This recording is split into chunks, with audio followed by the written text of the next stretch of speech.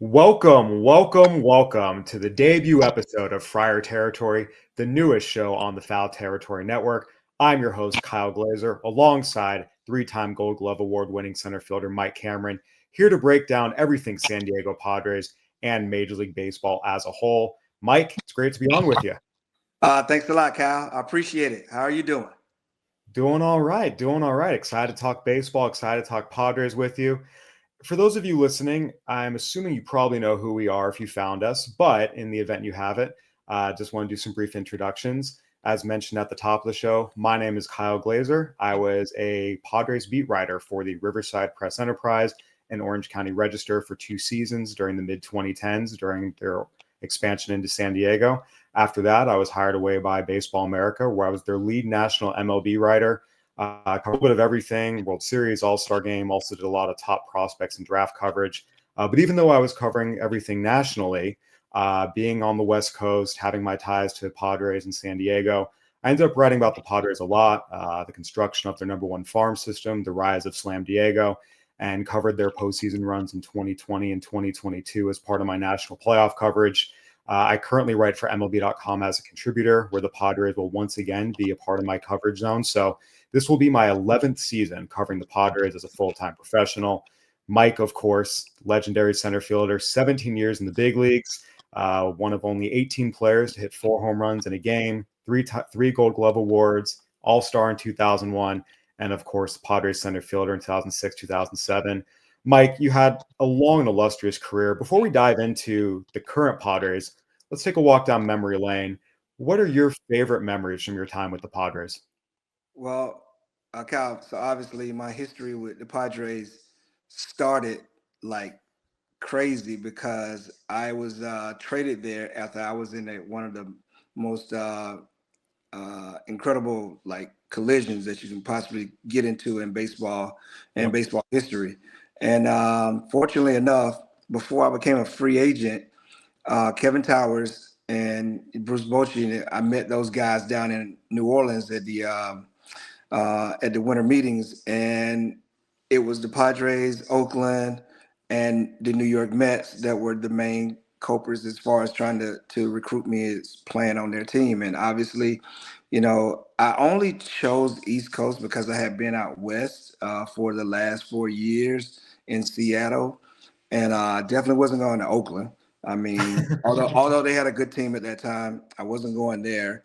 But I also, my grandmother loves baseball, and we're based in Georgia on the East Coast. So it was an opportunity. I thought of the opportunity of going back, coming back east, at least playing in New York would give me a chance to go home 3 times playing against the Braves, and it would give me a chance to play in the NL East where she could see me at a decent time watching baseball. So that was the number one reason why I was able to go back to the East Coast. And obviously, leading up to that, coming to San Diego was therapy for me. It was like life therapy, getting a chance to come back to the scene where I had this massive collision for me to face any fears that I had at that present time.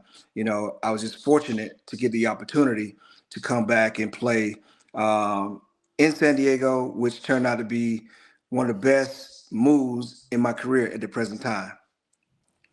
Yeah, absolutely. We all remember that very, very scary collision with Carlos Beltran, which took place at Petco Park. You mentioned it was therapy for you. I mean, when you first walked out onto that outfield, was there a little bit of PTSD, for lack of a better term?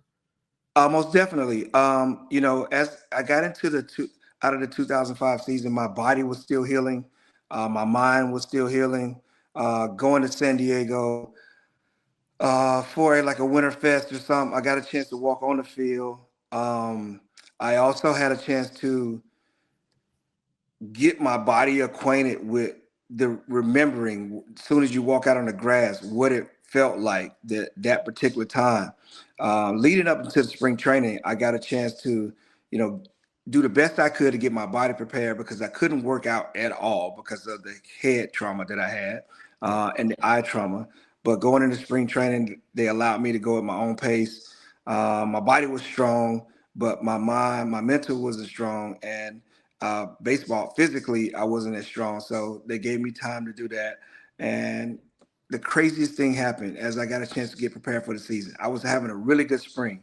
I just had redefined outlook on life, just a redefined outlook on the game and the opportunity that presented for me to get a chance to play Major League Baseball. And I end up pulling my rib cage. So my debut was delayed for about a month and a couple of weeks. And ironically, I got a chance to come back against the New York Mets at home, playing there in San Diego. And man, it was the best feeling for me. I enjoyed it. It was refreshing, and the fact that San Diego took an opportunity on me to be able to play center field again was a blessing in disguise. Yeah, you had two of your best seasons with the Padres, helped them win the National League West in 2006, and came within one strike of reaching the postseason in 2007 multiple times. Two very, very productive seasons. Um, my professional career as a sports writer was beginning right as your professional career as a player was ending. So I never had the pleasure of covering you. However, I do remember watching you play many, many, many times, throughout your years in Seattle, New York, San Diego, of course. Obviously, remember the 4 home run game, remember all the stolen bases, the big home runs, the great catches, all the great things you did. There are two kind of funny off kilter memories that from your Padres days I want to bring up with you, see if you remember them. I remember it was one of those 70s nights where they had you guys in the retro jerseys, the big all yellow Nate Colbert era 70s jerseys. Yeah. And on the scoreboard, they had everyone in 70s, hairdos. I remember they gave Khalil Green a great Fu Manchu. I remember you stepped in the batter's box. I was just with my dad and my brothers, at the game. I think I was maybe a senior in high school at the time, freshman in college, something like that. And they put your face on the scoreboard and they gave you an afro. That was like the biggest afro you'd ever seen, like went off the scoreboard. And I remember you had to step out of the batter's box. You were smiling so big, laughing so hard, seeing that. Like I was down the right field line. I could see the whites of your teeth. I just remember that sticks out in my mind how funny that was. Yeah, yeah. I had a different joy when I got a chance to play for the Padres. Just considering all of the things that I had went through physically, emotionally, and mentally, and just to get a chance to come back and play the game in itself, it just allowed me a different joy that I already had anyway. But it just gave me an opportunity to just kind of be where my feet were at the time, enjoy it, and remember the times that when I was playing this game, as a kid, it was the same type of joy, and that really brought back some vivid memories for me. So, it's just special, man, to be able to had a chance to play in San Diego. Obviously, I wish it would have been longer, but I guess we were dealing with ownership issues changing and everything by the time I got ready to leave. So, they had to, I think they had to do the best they could to continue the roster in the form they wanted to. Yeah, no question. We'll get into that for sure. You mentioned the joy you had in San Diego. I do remember the other memory I have was a moment of a little bit of frustration that I saw so many Padres players have during their time there. I remember again being at a game, and one of the things about you people forget is you had real oppo power. Like you could go to Yeah. right center with the best of them. Yes. And that was at the time when Petco Park, when it first opened, it was 411 to right center. When you Yes. came, they moved in a little bit, but it was still 402 to right center. I Yes. remember you hit a ball. I mean, you could not hit a ball any better. Barreled it up on time, absolutely crushed it. This thing went 400 feet right center of the opposite field, and it got caught in front of the wall. And I remember you had the look on your face, hands on your hips, look on your face. Twitter wasn't a thing yet. If it was, it would have been a meme of like the "Are you kidding me?" look. It was the most "You've got to be kidding me" look I've ever seen. You lost some home runs. I mean, everyone did. Yes, most definitely. My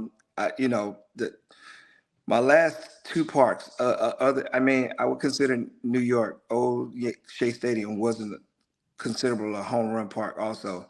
But yes, I think I ended up having like 9 triples, and I haven't had more than 5 in like the last 6, 7 years or so as I was playing. I think the most I had was 12 or so. I forgot the number that I had. I think it was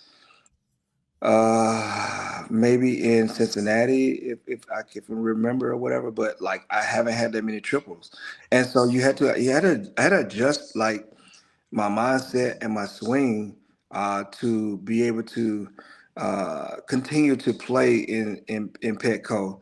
And you can't get away from what made me good. Like a lot of times, I got away from that, and I struggled that's when I struggled a lot.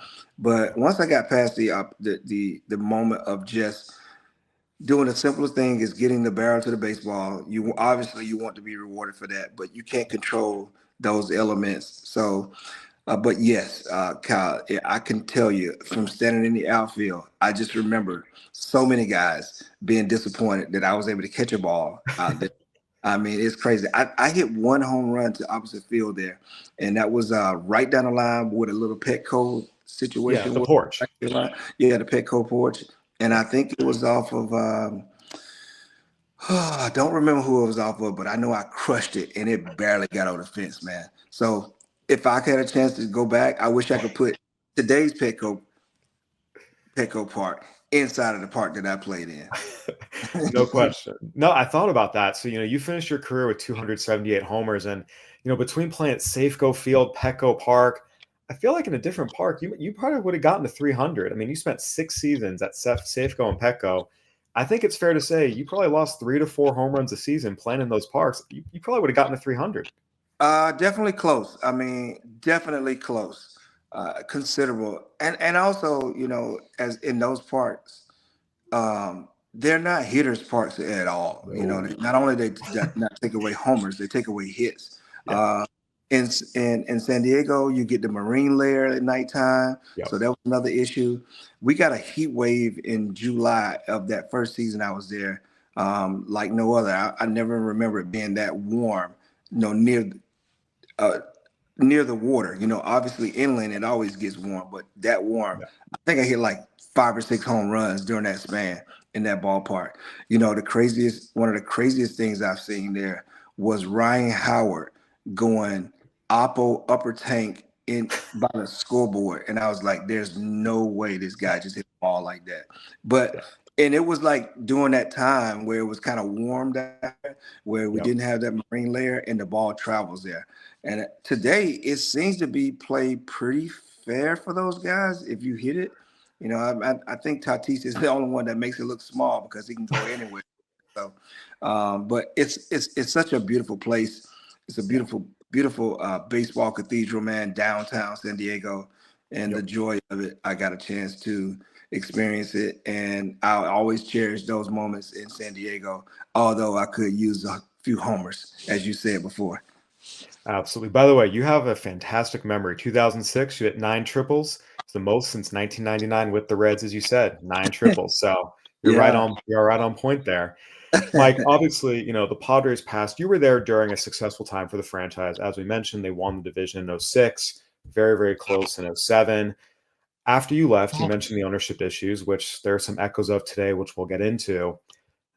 The franchise went into a bit of a tailspin over the next decade or so. We've seen them reemerge over the last 5 seasons, made the playoffs 2020, 2022, 2024. Last year was the second best record in franchise history behind only the 1998 team that reached the World Series. By any measure, it was one of the best seasons in franchise history. This offseason so far has not gone according to plan in a number of ways. Sheel Seidler, the widow of late Padres owner Peter Seidler, has filed a lawsuit against Bob and Matt Seidler, two of Peter's brothers, for control of the team, alleging fiduciary breaches of trust, fraud, self-dealing, a lot of very serious allegations. The Padres have yet to sign a major league free agent. We saw Jurickson Profar just sign with the Braves. Kyle Higashioka, who played a big role for them, left in free agency for the Rangers as well. Padres lost out on Roki Sasaki to the rival Dodgers. So thus far, it has not been the offseason many Padres officials, players, fans hoped or envisioned. Again, there's still a lot of time before opening day. The roster today is not what it will be on opening day. That said, when you look at the Padres right now, what's your assessment of the team and where they stand in the National League and the National League West? Well, obviously, looking at the roster at the present time, it kind of probably a close third per se, because I feel like Arizona has gotten better. Obviously, they weren't getting Corbin Burns. That made them Yeah. that much more of a dangerous ball club. With them just missing one game out of the playoffs last year. So, and to see the Padres not being able to move on free agents or get players in to help them out, I think that's short in left field. Obviously, center field is taken care of, and right field is taken care of, and they still have Manny Machado, and they are kind of thin in other areas of the ball club. So it kind of looks really crazy in that magnitude as far as what we got going on. But it's just a matter of seeing these, the family and the fans of Padres uh, having to go through this all over again when they were so close. They were one game away from going to uh, beating the Dodgers possibly, Yeah. and going into a World Series. And for them to have to go backwards again, I guess it's bittersweet in a sense because it's a beautiful place and they still have some talented guys there, especially in the starting pitching department. And right now, they're coming up really short because they don't have a formidable major league roster to go out and compete in the NL West, considering the Dodgers are always going to be the top team, and also the Arizona Diamondbacks being very good this year. Yeah, I think it's an important point you raise about the Diamondbacks. Obviously, there's been a lot of attention paid to the Dodgers, and deservedly so. They're the winningest team in baseball since 2013. They're the reigning World Series champions. They've won 2 of the last 5. They then go out and get Blake Snell and Roki Sasaki, among many others this offseason, re-sign Teoscar Hernandez, re-sign Blake Trinan, sign Hyun Sung Kim out of Korea. They are the standard by which all teams in Major League Baseball are now measured, not the Yankees, not the Red Sox, it's the Dodgers. But I think the Diamondbacks have gotten lost a little bit. As you mentioned, the Diamondbacks won 89 games last year. That was 5 more wins than the previous year when they reached the World Series. They were the highest scoring offense in baseball last year. Not the Dodgers, not the Yankees, not the Phillies, the Diamondbacks. Their starting pitching fell apart a little bit at the end, but now they go out and add one of the best starters in baseball in Corbin Burns. You add him to Zach Gallen. You add him to Merrill Kelly. There's no way Eduardo Rodriguez and Jordan Montgomery are going to be as bad again as they were last year. They're too good for that. You have Brandon Pfaadt. I do think if you look at the Padres right now, it is fair to say they are the third best team in the National League West. Again, there are still additions to be made. We know AJ Preller is not one to sit on his hands. We've seen them make Yeah. trades late into the offseason before. They acquired Craig Kimbrell in 2015, literally the day before opening day. I remember that was my first year on the beat in this visitors clubhouse at Dodger Stadium doing pregame interviews, and Kimbrel's in the air on his way. I mean, they signed Manny Machado after spring training got going in 2018. They acquired Dylan Cease late in spring training last year. So the roster today is not what the roster will be on opening day. But you're right. I think right now you kind of take a step back. This does look like the third best team in the division. And you mentioned it's a depth issue. They have a lot of really good players. Top 6 in their order is great. Top 3 in the rotation is great. Bullpen's still solid, but we've seen the Padres have teams like this before with a really good top half of the order, and the bottom third or so is a little bit weak. I mean, you know as well as anyone, in order to be a championship caliber team, you got to have guys who can hurt you 1 to 9. You got to have quality 4 or 5 starters. You can't just have a great 3 and then, the other 65 games a year not have a great starting pitching edge.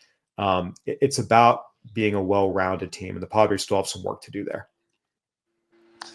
Definitely. I mean, as you said, they still have Luis Ariz. They still got professional hitters in Xander Bogaerts and Cronworth, and then you get down to some younger guys. It's going to be really, really interesting to see how they progress and try to improve the team between now and the start of the season. Obviously, people still move during spring training, so Yeah. it's just trying to find a right blend, a mix. Obviously, they're gonna have some younger guys that are gonna play this year, but the bulk of the lineup is still there with Fernando Tatis and Manny Machado, and as I said, Xander Bogaerts and Luis Ariz, and they do have a very good starting 5 pitching staff. So With that being said, they still are able to compete in that division, and possibly, I don't know what's the over and under number as far as them getting on wins and losses, but they do have a very comparable team to start to add pieces to it to be a much better team to try to chase down either the Diamondbacks or the Dodgers in that division. And a lot of it's going to come down to it. And you referenced this earlier, and I'm glad because I think it's something relevant that we need to talk about. Obviously, the lawsuit, Sheel Seidler against Bob and Matt Seidler for control of the team has created a lot of uncertainty around the club right now. And there's no question the Padres need to add some players. All their actions so far this offseason have indicated they just don't have the financial room to add much more. They're going to have to subtract some payroll via trade to add some more players they need. We saw Jurickson Profar, for example, who's a huge part of the club last year, both on and off the field. Signed with the Braves for 3 years, $42 million. And that $14 million average annual value is actually a little bit below what a lot of the corner outfielders in the market were getting this year. Teoscar Hernandez, $22 million a year. Anthony Santander, a little bit over $18 million a year. Tyler O'Neill, $16 million a year. So Profar signed for a little bit below market value, and the Padres still couldn't bring him back. One of the things that we have seen, and you experience this in real time, I think people forget from 2004, 2007, after Petco Park opened, the Padres were a team on the rise. 4 straight winning seasons, 2 division titles. They were in the postseason chase till the end, and they were able to go out and acquire good players. Their payroll was kind of around league average. It wasn't bottom of the barrel. It was around league average. Look, they were able to, trade for players like you, bring in players like Mike Piazza, Ramon Hernandez, Greg Maddux, David Wells, established stars. They were able to keep and pay some of their younger players. They signed Adrian Gonzalez to an extension. They signed Jake Peavy to an extension. They were able to keep Ryan Giles and Ryan Klesko and Phil Nevin into their more expensive years. Again, they weren't a top payroll team, but they were spending enough to be able to keep the best players they had and make additions in free agency and trades. And then when John and Becky Moores got divorced, that's when it all changed. That's when the Padres had to slash payroll. The team was sold to Jeff Morad, a group by Jeff Morad, who ultimately was unable to afford the team in terms of buying it and had to sell it back to John Moores, who then had to resell it to Ron Fowler and Peter Seidler. But that's when you saw, again, payroll drop down to 28th, 29th. That's when the team record started, going. We saw more 63 and 99 type seasons. Yeah. And I think the concern now is, once again, 15 years later or so, you have another lawsuit involving ownership.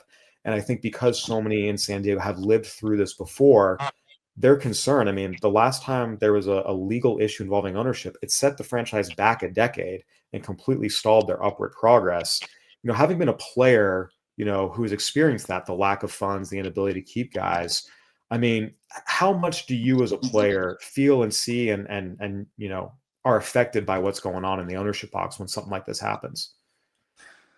I think the players, Kyle, actually just kind of see the writing. I don't think they get more in depth with what is transpiring outside of what they need to do as players to get ready for the season. They know there's a season that's going to be played, but they probably don't know what type of roster they're going to have. But once again, you do have these really big contracts in Manny Machado, Xander Bogaerts, and obviously Junior, Tatis Jr. So, and look, Cronenworth too. He's, for some reason, I think he got 100 mil. So those are some really big contracts, and you're kind of closing out and having, I think Joe Musgrove. I don't know if he signed long term there. He is, but he's out with Tommy John, and you're right. There's Cease is going to be a free agent after this year. Michael King's going to be a free agent. Luis Arias. So there's no question. It does feel a little bit like this year is. We'll see. You never want to say the last year with this group because you never know what's going to happen. But there are a lot of guys who are certainly, getting up there in age. A lot of key players will be a free agent after the season. So there's no question this season, in a lot of ways, it's going to be interesting because you can see a scenario in which it is maybe the last season with, this core group being as productive as it is, just because you have so many guys leaving and so many guys starting to get up there in years. Yeah, definitely. Once again, like the players are going to pretty much be predominantly focused on getting ready for the baseball season. I'm sure they'll hear a lot more once going into spring training. They may even have a meeting about it. And the guys that live in San Diego year round, I'm sure they know about it. But majority of everyone is getting ready to go out to Arizona, to Peoria to get ready to play in the season. And they'll hear a lot of different things from the media starting once the spring training starts. But, I don't think the players really focus in on that, as far as like what is the fight is all about, the lawsuit, those different things. I just think that players normally get ready to play for the season and they allow those other things to handle themselves, which is unfortunate because, San Diego, I feel like is one of the best places to play baseball, man. And I got a chance to go there this summer to just sit in the stands and go to the game and just enjoy it, man. It's packed. Every time I see it, it is packed. And I haven't seen. I got a chance to see it in my '06, '07 season that people will come if you have a type of team, and they have continued to honor their word by showing up when they have the players there. And we got to give a lot of credit, to the fans, the GM, everyone that's brought this opportunity for these guys to be back into the thick of really making it a lot tough on the Dodgers, although the Dodgers have got the upper hands for the most part. But, the Padres have been very, very competitive in the AL West, kind of a thorn in the Dodgers side, per se. No question. Again, this has been one of the most competitive runs in Padres history. 3 postseason appearances in the last 5 years. They've won a postseason round each of those years, reached the NLCS for only the 3rd time in franchise history in 2022. And as you mentioned, Petco Park has transformed into one of the places to be in Major League Baseball. Padres drew 3 million plus fans again last year. It was the highest attendance in franchise history last season, and it's a party out there. Even Tuesdays against the Reds in May. I mean, it's wild, especially from where it was. And again, I think that's the concern. There's a lot that still has to play out in terms of the legal process. I think it's really important to take a step back and acknowledge we have to let the legal process play out. No one has any answers today, but the uncertainty that it creates is certainly something that is worrisome to a lot of people within San Diego from a fan perspective. And also I think there's a sense they just don't want to lose this momentum the franchise has had, like what happened from '04 to '07. In terms of, on the field effects, one of the biggest is, again, uncertainty about payroll. If you don't know who the control person of the team is going to be, it's hard to really, set a budget and open up the wallet.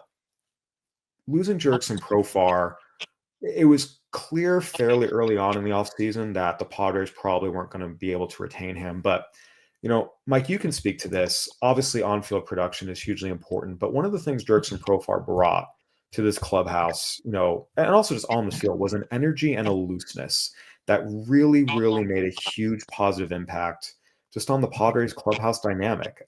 Even, back in his first stint with the Padres, when maybe the on-field production wasn't as loud, he still did a lot of X factor things where he'd make a great slide at the plate to turn it out into a run. He'd, throw a runner out on the bases to end an inning and swing the momentum. He'd get the team, keep them loose and hyped and ready to go in the clubhouse. And, he left and you could see the effects of losing him and then bringing him back. It just made such a difference last year in the clubhouse dynamic.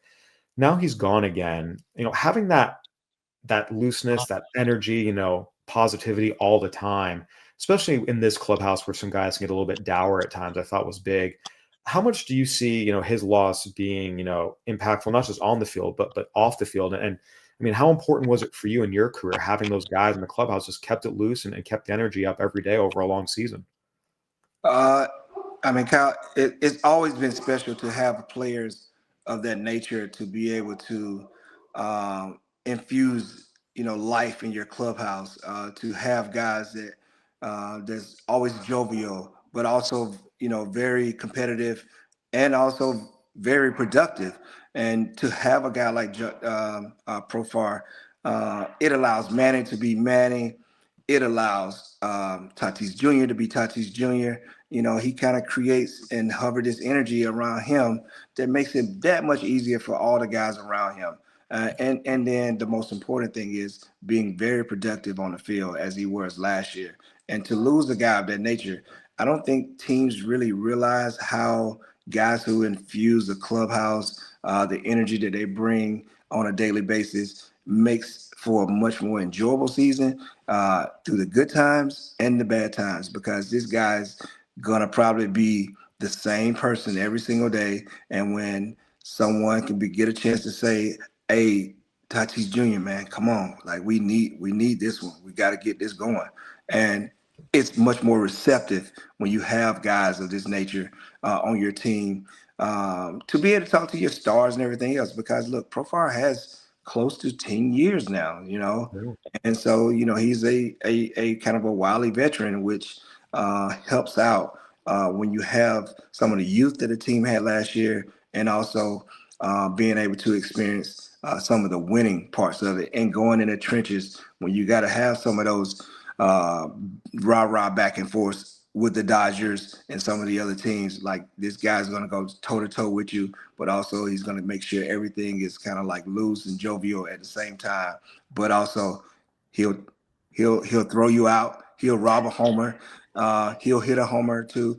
And so and he doesn't swing and miss. So he has very competitive at bats. And uh, the Padres are going to miss this type of talent on their team going forward. Yeah, no question. It's a big hole to fill in left field. That's probably, for my money, their number one priority here in free agency. They've got to find another outfielder. Right now, Tirso Nellis, who, is a young player who has some power, is currently slated to be their starting left fielder.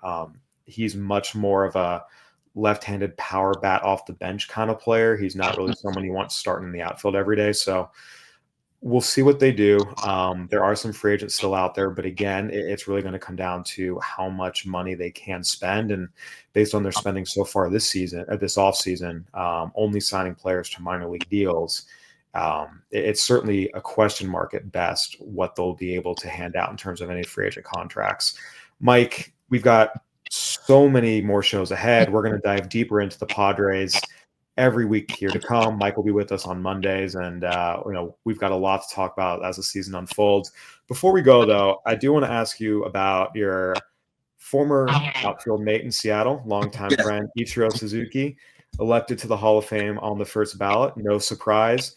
First and foremost, what was your reaction, A, when you heard he was elected, and B, when you heard he fell one vote short of being unanimous? Well, first of all, Kyle, I was very pleased and very happy for Ichiro. We know his body of work has led to this particular moment, and I'm pretty sure that this is probably the end goal for him, knowing that he had an opportunity to play or to be in the Hall of Fame. Just considerable. Like, I've seen the work. I saw the work early on for so many years. The time and the energy that he put into it was all building up for the case of him going into the Hall of Fame. Just being happy for him. I text Alan, which is his interpreter slash best friend, pretty much. Does everything with him, and I'm pretty sure that I wanted to talk to Ichiro, but I know he was very busy, so I'll see him in spring training per se. And but just to see that him get a chance to smile and have the joy of understanding what it was like to be named as a Hall of Famer, I'm sure it's a joy. It's a heavy, heavy burden that's probably been lifted off of him, because he was the really first true position player that came over, from Japan. So he had a lot of weight carried on his back to be able to carry two, basically, I'll say, a whole country and a whole state, pretty much, with them being in the city of Seattle and the state of Washington and the surrounding areas. Man, like, it was just special to be able to play with him. It was an honor to be able to play with him, and to get him to be able to do that. I get a chance to be there in the stands to give him a standing ovation because of the everything that he's done in the game, in Cooperstown in July. But to have one person like not vote for you, man, come on. Like, what are we doing? Like, what are you saving your vote? Obviously, the guys that were supposed to get in got in, and I'm sure you chose to take away a vote from Ichiro, possibly. I don't know, whatever. But of all people, like we all knew that this guy was a different player, extra special, um, one of the greatest hand-eye coordination Yeah. people that I've ever seen, the hardest working, like playing every single day, doing things that we haven't seen in a long time, you know, what he was capable of doing on a daily basis, man. And for this one guy to say, to sit at home and look, open up that balance, I'm not voting for this guy. You know, it's kind of crazy, man, in itself. And probably should be challenged to come to the forefront Yeah. for the reason being why that you didn't vote for Ichiro. Like, just have an explanation about it. All the thing people can do is respect it. But we all know that Ichiro was probably, you know, as they said, Junior, um, Derek Jeter, and Mariano to be like unanimous going into the Hall of Fame because of the skill set that they carry and done it, you know, at that level. You know, Ichiro got a chance to do it for three teams. I mean, I saw the guy pitching in the late 40s, early 40s for the Florida Marlins, like out there pitching, like he does this. I mean, the guy still trains at this level. And it's, if I say if it's one guy they would, if they pull the, when they say tear the uniform off of you, it's going to be him. And hopefully they don't have to do that because he's probably going to die in a baseball uniform. But now we get a chance to see him in the Hall of Fame in Cooperstown, New York, forever, man. Very special time for the city of Seattle, like I said, and the country of Japan, because this guy was the number one son in Japan. Yeah, absolutely. You'll appreciate this. So I became a Hall of Fame voter this year, got my ballot. And yeah, of course, like Ichiro was a no-brainer. Open my ballot, absolutely, check the box. Like Ichiro, voted for a few others, and my ballot will be made public when the Hall releases them on February 4th, I believe. But yeah, like Ichiro, again, didn't have to think twice about it. One of the greatest hitters to ever live, and a great all-around player. We could do defensively on the base paths. And so, I voted for him, a few, other guys as well, mailed my ballot. And when they announced that he fell one vote shy of unanimous induction, I totally had a moment of like, crap, did I check the wrong box? Is it me? Like, no, I know I voted for him. Like, that moment of like, yeah, no, I know I voted for him. Like, but I mean, because yeah, he's simply put, he's one of the greatest hitters to ever live, period. Man, I mean, I could have so many stories of just watching him play. Look, I'm playing with him, but I'm watching him play and being in awe of some of the things he was able to do on a daily basis, man. I'm still in awe of him now because he'll show up in spring training. He'll still get in the cage. He'll still run poles during spring training. He'll still long toss, and then he'll go long toss again with Julio. And he'll go hit, and he'll do this extensive stretching program. I think he works out on his machines at home before he even gets to the ballpark. I mean, it's still a rigorous training deal that I have no idea he has the energy to do this kind of stuff, Kyle. I don't even know, man. And then we'll go play golf sometimes. And that's probably the only thing I've seen him fail at considerably enough to know that he is human, but he still is Ichiro. So his sweet left-handed swing in the box didn't translate to the golf course? Well, he's right-handed. He plays right-handed in golf. So, Ah. yeah, like I was shocked the first time I saw him play. I was very shocked. But this is the thing that he's trying to accomplish now. He's trying to become a better golfer, which I got a little bit of a slight edge over him right now. So I'm really, really excited about every time we get a chance to play golf, because this is probably the only thing that this guy isn't good at. I mean, but we obviously know baseball is the only thing that he loves to do, but he has a little bit of a knack to try to play some golf, man. So we still get a chance to go out and talk a lot of junk. Especially I get a chance to talk a lot of junk to him now, for sure, on the golf course. Yeah, we've heard about Ichiro's legendary sense of humor. What is your favorite Ichiro story? Something he did, something he said that just cracked you up or sticks in your mind to this day?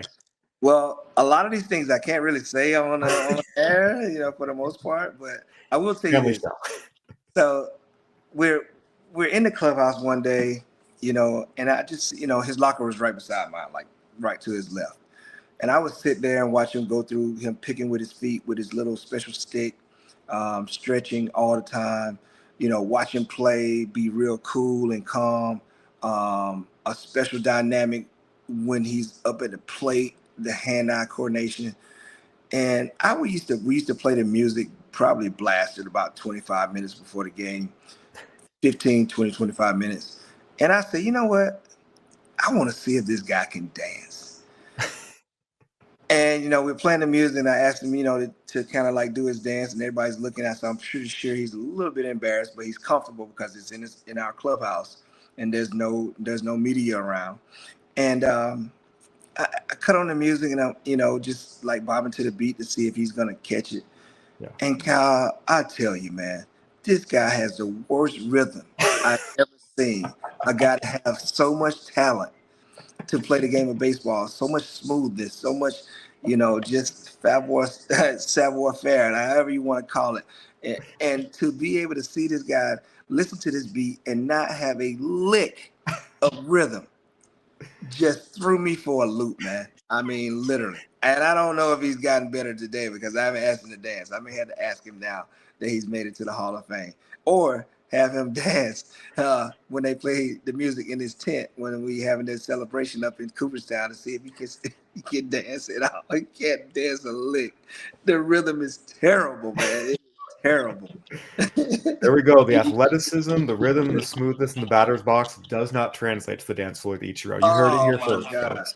I just asked him, like, bro, how could you not have any type of rhythm at all as a player? Like, how gifted you are as a baseball player, And one other thing before we get off, I also asked him. This is a really serious question. I said, Ichiro, I just sit around and think about all the time, just how talented he was. And I said, man, your greatest gift that you didn't give back is you didn't have no children at all. You only got a dog. I said, what? You did not want someone to have this great DNA of yours at all? And he really thought about it for a minute, and he said in Japanese to Alan. And every time he's serious about something, he'll speak English or he'll speak Japanese to Alan to make sure he's very clear about what he's talking about. Yeah. And he said, you know what? I don't think it would have been fair for me to have children because it would have been unfair for my kid because I was so focused and so disciplined on the game of baseball. My kid would suffer from me not being able to do the things of being there. I was very selfish as a player, and all I could do was tip my cap to him and respect him because I'm just like, hey, that's why you are Ichiro's son, the number one son. So, all respect goes out to Ichiro when he is and will be up on that stage getting inducted to the Hall of Fame because we all know, how good it is. But there are some stories. There are much better stories outside of the family atmosphere of Ichiro. That sounds good. Well, we will end. He's a big Snoop Dogg fan too. Big Snoop Dogg fan. And that was another reason why I tried to get him to dance. I'm just like, come on, bro. If Snoop could only see you now, literally. All right. Well, I think that's a great place to end it here on a high note with Ichiro dancing and his golf escapades and all the good stuff that he brought to the game of baseball and the joy he brought so many. Mike, this was great. Thank you so much for joining me. Like I said, we will have Mike with us every Monday from now through the rest of the season, talking all things Padres. This was a great debut episode. Thanks for coming, Mike. Thank you, Kyle. Thanks for having me. All right, everyone. That'll do it for the debut episode of Friar Territory. Go ahead and leave us a review, subscribe on YouTube, Apple, Spotify. We'll have lots more shows. We've got our next show coming up on Thursday with Heath Bell coming in to co-host, which should be a lot of fun as well. You can follow me on Twitter at Kyle A. Glaser. You can follow Mike on Twitter as well. And keep it here for all the latest. For Mike, I'm Kyle. Thanks for listening. Have a good one, everyone.